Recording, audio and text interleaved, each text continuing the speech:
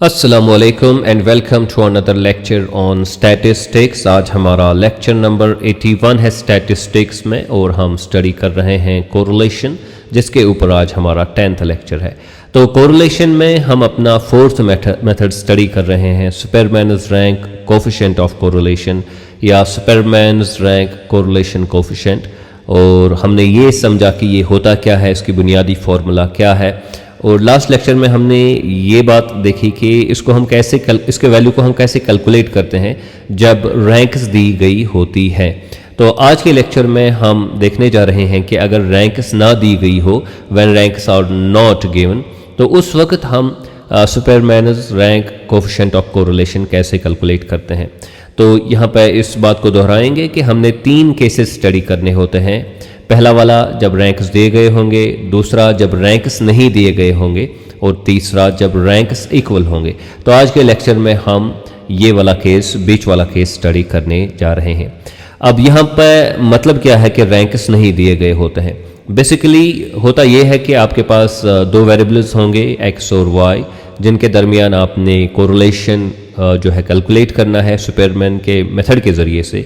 लेकिन x और y के रैंक्स जो है वो आपके पास नहीं होंगे, बल्कि एक्चुअल वैल्यूज़ होंगे, यानी कि क्वांटिटेटिव वैल्यूज़ आपके पास होंगे। तो चूँकि जो सुपरमैन्स रैंक कोरिलेशन कोफिशिएंट है, इसको हम यूज़ करते हैं जब हम डिफरेंट आइटम्स की रैंक्स इस्तेमाल करते हैं, वो ऑर्डर इस्तेमाल करते हैं। तो लास्ट वाले लेक्चर में मैंने वो सब एक्सप्लेन किया हुआ है, इसलिए यहाँ पे मैं उस चीज़ को एक्सप्लेन दोबारा नहीं करूँगा। तो जब रैंक्स दिए गए होते हैं तो तब जाके हम इसका यूज़ करते हैं। अब यहाँ पे क्वांटिटेटिव डेटा है सीधा, तो हम कैसे फिर इस्तेमाल कर सकते हैं सुपरमैन्स रैंक कोरिलेशन कोफिशिएंट वाले मेथड को। तो यहाँ पे आप देख सकते हैं, फॉर एग्जांपल ये देखिए, ये मार्कस इन स्टैटिस्टिक्स है, मार्कस इन स्टैटिस्टिक्स। तो ये मार्कस दिए गए हैं, यहाँ पे ये नहीं बताया गया है कि पहला नंबर किसका है, दूसरा किसका है, तीसरा किसका है, तो ऐसा नहीं बताया गया, बल्कि स्ट्रेट अवे मार्कस आपके पास है। और इसी तरह अगर आप यहाँ पे देखेंगे मार्कस इन इकोनॉमिक्स, तो यहाँ पे मार्कस दिए गए हैं, रैंक्स नहीं दी गई है, ठीक है। तो अब इस जैसे मसले में हम रैंक कोरिलेशन कोफिशिएंट के वैल्यू को कैसे कैलकुलेट करते हैं। दूसरी चीज़ जो आप यहाँ पे याद रखेंगे, इससे पहले कि हम कैलकुलेशन पे आ जाएं, वो ये है कि इसका मतलब तो ये हुआ कि अगर आपके पास डिफरेंट वेरिएबल्स हैं जिनके दरमियान आपने कोरिलेशन को मेजर करना है और वो क्वांटिटेटिव वैल्यूज़ आपके पास हैं, रैंक्स नहीं है, तो रैंक्स यानी कि क्वांटिटेटिव, सिंपल क्वांटिटेटिव वैल्यूज़ होने की बुनियाद पर जो है आप जो सुपरमैन्स रैंक कोरिलेशन कोफिशिएंट का वैल्यू फिर भी कैलकुलेट कर सकते हैं उन वैल्यूज़ के लिए भी, यानी कि जो डेटा क्वांटिटेटिव इन नेचर भी है उसके लिए भी आप Superman's rank correlation coefficient calculate कर सकते हैं। ऐसा नहीं है कि बस आप जो है क्वालिटेटिव डेटा के लिए सुपरमैन्स रैंक कोरिलेशन कोफिशिएंट का यूज़ करेंगे, ठीक है। अब हम यही एग्जाम्पल लेंगे कि मार्कस एक तरफ से है हमारे, ये स्टूडेंट्स हमारे हैं, 5 स्टूडेंट्स हैं, ठीक है, ABCDE, और ये उनके मार्कस है इन स्टैटिस्टिक्स, इन है यहाँ पे मार्कस इन स्टैटिस्टिक्स, और ये है मार्कस इन इकोनॉमिक्स। अब हमने कैलकुलेट करना है कोरिलेशन कोफिशिएंट को सुपरमैन मेथड के ज़रिए से। ये जो 2 वेरिएबल्स हमारे पास हैं, ठीक है, मार्कस इन स्टैटिस्टिक्स और मार्कस इन इकोनॉमिक्स। तो ये कोई और भी वेरिएबल्स हो सकते हैं, कोई भी वेरिएबल्स का जोड़ा जो है वो आप ले सकते हैं, पेयर ले सकते हैं, तो उनके दरमियान आप कोरिलेशन को कैलकुलेट कर सकते हैं सुपरमैन मेथड के ज़रिए से। लेकिन उसके लिए आपको क्या करना होगा, देखिए यहाँ पर ऑब्वियसली आपके पास वैल्यूज़ हैं। तो अब आपने ये हमने x लिखा मार्कस इन स्टैटिस्टिक्स और यह है मार्कस इन इकोनॉमिक्स। अब हमने क्या करना होगा, हमने जो क्वांटिटेटिव डेटा हमारे पास है उसको कन्वर्ट करना होगा इनटू रैंक्स। क्वांटिटेटिव डेटा को रैंक्स में हम कन्वर्ट करेंगे। फॉर एग्जांपल यहाँ पे आप देखिए इस डेटा सेट में कि सबसे ज़्यादा मार्कस किसके हैं, तो 16 जो है वो सबसे ज़्यादा मार्कस है, तो इसको पहली रैंक देते हैं। फिर इसके बाद है 12, तो इसको दूसरी रैंक देते हैं। फिर 9 है तो इसकी तीसरी रैंक देते हैं। फिर 4 है तो इसको 4th रैंक देते हैं। फिर 3 है तो इसको 5th रैंक देते हैं। तो हमने यहाँ पे ये किया कि सबसे ज़्यादा मार्क्स, सबसे ज़्यादा वैल्यू वाले जो आइटम्स हैं उनको उसको पहली रैंक दी, फिर उससे कम वाले वैल्यू जो आइटम का होगा तो उसको दूसरी रैंक दी। तो इसी तरीके से हम आगे चले। अब यहाँ पे भी कुछ ऐसा ही करते हैं। तो यहाँ पे 19 यहाँ पे सबसे ज़्यादा मार्क्स हैं तो इसको 1 देंगे। फिर है 19 के बाद 13 तो इसको 2 देंगे, फिर है 10 तो इसको 3 देंगे, फिर है 8 तो इसको 4 देंगे, और फिर है 6 तो इसको 5 देंगे। तो ये रहे आपके पास रैंक सब। तो ये है रैंक जो x की रैंक है, और ये है ये R1 इसको आप लिख सकते हैं, इसके लिए R2 आप लिख सकते हैं। तो रैंक्स है दो जो आइटम्स हमारे पास है उनके लिए, ठीक है। अब आपने क्या करना होगा, आपने जो है आपने अब इनके दरमियान डिफरेंस देखना होगा। तो यहाँ पे हम लिखेंगे D, ठीक है। तो डिफरेंस देखिए, ये रैंक्स के दरमियान 1 और 2 के दरमियान डिफरेंस क्या है, 1 - 2 is equal to -1, 4 - 4 is equal to 0, 2 - 1 is equal to 1, 5 - 5 तो 0 है, और ये कितना है, ये भी 0 है। अब आपने डी स्क्वायर के वैल्यू को कैलकुलेट करना है। तो 1 का स्क्वायर -1 का स्क्वायर 1 हुआ, फिर ये 0, फिर ये 1, और फिर ये 0, और फिर ये 0। अब नीचे आप लिखेंगे समेशन ऑफ डी स्क्वायर का वैल्यू यहाँ पे इस बॉक्स में। तो obviously that is equal to कितना, इट इज इक्वल टू 2, ठीक है। तो बस इतना आपको करना है। आपके पास जो वेरिएबल्स होंगे उनको रैंक्स में आपने कन्वर्ट करना होगा, ठीक है। तो यहाँ पे जो मेथड हमने इस्तेमाल किया वो ये है कि हमने जो सबसे ज़्यादा मार्क्स हैं या वैल्यू है उसको पहला नंबर दिया, सबसे कम वाले को लास्ट नंबर दिया। तो दोनों में ऐसा ही हमने किया। अब हम आते हैं इसका वैल्यू हम कैसे कैलकुलेट करेंगे। तो rank correlation coefficient is equal to 1 minus, ये फॉर्मूला हमने पहले ही डिस्कस की हुई है, समेशन ऑफ डी स्क्वायर, फिर है n³ माइनस n, ठीक है।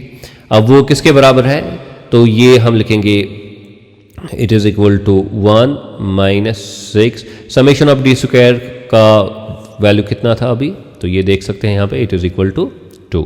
तो हम यहाँ पे 2 लिखेंगे, और फिर नीचे लिखेंगे n कितना है, तो नंबर ऑफ पेयर्स कितने हैं ये, 1 2 3 4 एंड 5, तो 5 है ये। तो यहाँ पे हम 5 लिखेंगे, 5 का क्यूब माइनस 5। अब इसको यहाँ पे देखते हैं, फर्दर इसको सॉल्व करते हैं। तो 1 माइनस 6 इंटू 2 कितने हुए, दैट इज इक्वल टू 12।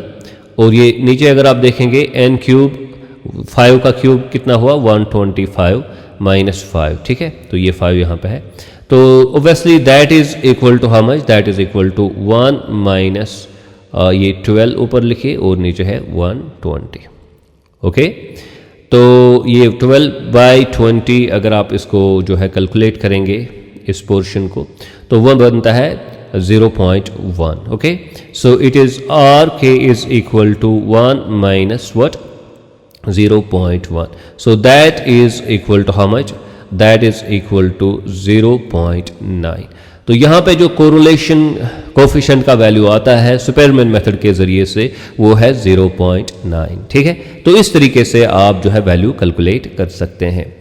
अब मैंने तो एक तरीका बताया आपको कि भाई आपने देखना है कि सबसे ज़्यादा जो वैल्यू है उसको नंबर 1 दीजिए, और सबसे कम वाले वैल्यू को लास्ट वाला नंबर दीजिए, यानी रैंक के हिसाब से। लेकिन ये ज़रूरी नहीं है, आप उल्टा भी इसका कर सकते हैं। जैसे कि यहाँ पे यही वैल्यूज़ हैं, हम क्या करेंगे, हम यहाँ पे R1 लिखेंगे और देखेंगे कि सबसे कम जो वैल्यू है वो कौन सा है, ओब्वियसली वो 3 है, तो इसको नंबर 1 देते हैं, ठीक है। और फिर इसके बाद 4 है तो इसको नंबर 2 देंगे, इसके बाद जो है 9 है इसको नंबर 3 देंगे, फिर 12 है नंबर 4 देंगे, और फिर 16 है तो नंबर 5 देंगे। लेकिन जो मेथड हमने यहाँ पे यूज़ किया x के लिए, वही हम y के लिए भी इस्तेमाल करेंगे। तो यहाँ पे आप देख सकते हैं, यहाँ पे सबसे कम वैल्यू 6 है तो 1 लिखिए इसके लिए, फिर है 2, ओके, फिर 10 है 3, फिर 13 है 4, और फिर 19 है 5, ठीक है। अब ये R2 है। अब आपने D का वैल्यू कैलकुलेट करना है, यानी R1 माइनस R2।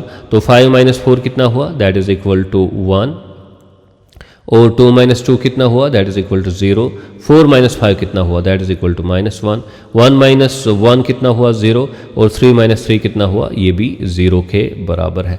अब D स्क्वायर आपको चाहिए, एक्चुअली जो आपको वैल्यू चाहिए, 1 का स्क्वायर इज इक्वल टू 1, 0, -1 का स्क्वायर इज इक्वल टू +1, 0, 0, और नीचे आपका क्या वैल्यू निकलेगा, नीचे आपका वैल्यू निकलेगा अगेन 2।